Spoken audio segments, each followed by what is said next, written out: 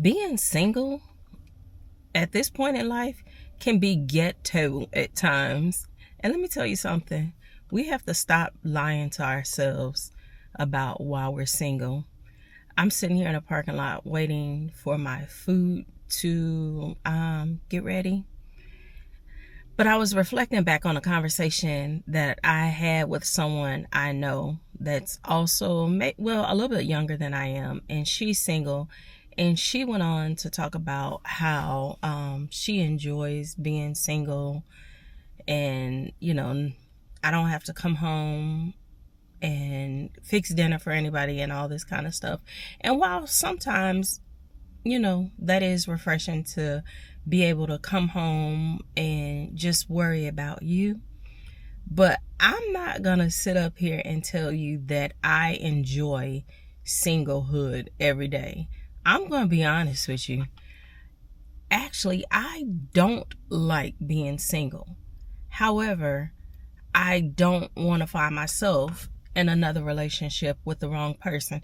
And it's not to disparage anyone. Let me be clear about that. Because a lot of time, and I can only speak for me, and I know some people, whether they admit it or not, we've gotten ourselves into situationships and relationships that we had no business in the beginning. We saw red flags. And here's the other thing, red flags aren't necessarily things that are bad about people, but they are non-negotiables for us that we ignored, whether it was consciously or subconsciously, thinking that we can change about the other person. And what do I mean about that? By that, if you meet someone and you know early on that you're the sporadic person and you want this person that's going to get up at the drop of the dime and travel with you and do all these things with you, that's just not interested in that lifestyle, and that's a non-negotiable for you, but you continue that relationship, situationship, whatever you want to call it, that's on you.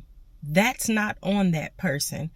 And I mean, it could apply to men or women, but I think sometimes as women, we notice these non-negotiables or these things that we want or are things that are a big deal to us, and we ignore it. And we think that this person is going to change over time.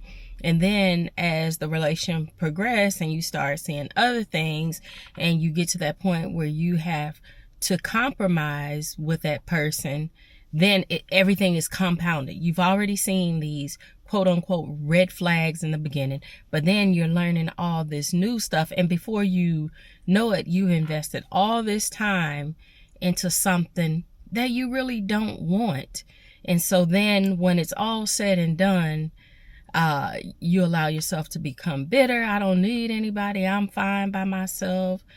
I have my own job, my own house. And I'm not saying that everybody desires to be in a relationship or want somebody, because that's absolutely not true. But there are some of us who are out there saying that we don't desire a relationship and we like being by ourselves, and it's simply not true. Because if you, as my grandmother used to say, if you sit back and listen to a person speak long enough, you will hear the truth. And a lot of times it is just a case of, I've been in these relationships and they didn't work out like I want them. So a way of protecting yourself is you tend to shut down. Then I don't want to give anybody a chance. And you keep telling yourself that I don't need anybody, I don't want anybody, I don't care, and all these things. I'm not getting ready to sit up here and lie to myself and say that. I personally think at the age of 52, for me, being alone is ghetto. I don't like being in this house by myself, being responsible for all the bills, being responsible for all the uptake, my car and stuff. However, I'm not at, and I don't ever see myself at a point where I just accept anything in anybody. So that's not the case either. But, there are times where I don't like being in that house, by myself. I want to have that companionship. I want to be able to cook dinner for someone. I love doing all those things. And I'm not going to sit back and, blame my ex for this and that, because I played a role. And that's the thing too. You have to be able to acknowledge the role you played. You have to be able to say, you know what?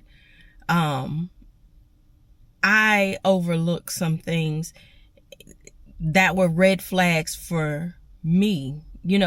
Again, it's not that the person was bad.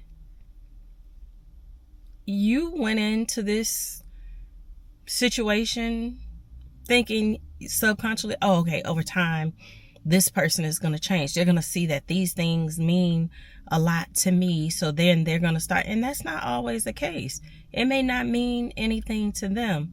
So, to that I say, we also have to stop putting unrealistic expectations on people. We have to start being honest with each other when we're in these relationships and when we're getting to know people. If things are non-negotiables to you, if these things are some things that, you feel passionate and strongly about, you have to be okay with walking away at the beginning. And when I say walking away, it doesn't mean that you have to be mean, but you have to be honest and say, these are some things that are important to me in a relationship. These are some things that matter, because at the end of the day, it's not fair to you. It's also not fair to the other person, because these are things you knew about that person going into that relationship and you ignored it. It wasn't something that was hidden. A lot of times the things that we leave relationships for are visible. A lot of times they're right out in the front, but for whatever reason, we ignore them. And like I say, then when it's all said and done, I don't need nobody. It becomes like this whole bitterness, and it just doesn't need to be like that. What we have to start doing is acknowledging the part and the role that we play, and learn how to stop ignoring those red flags or non-negotiables, be big girls, and move on. Don't allow yourself to be this, I don't need anybody, I don't want anybody, especially if it's not true. If that's really true and you don't need or want anybody, fine, so be it. But if that's not the truth, stop lying to yourself. Correct the things that you did and do better. So anyway, I'm going to have to start naming these little car talks, car chronicles or something. It seems like every time I go to a store or I'm waiting for food, it ends up turning into a car chronicle. I hope you guys are having a wonderful Saturday, and we will speak again soon. Have a good one. Bye.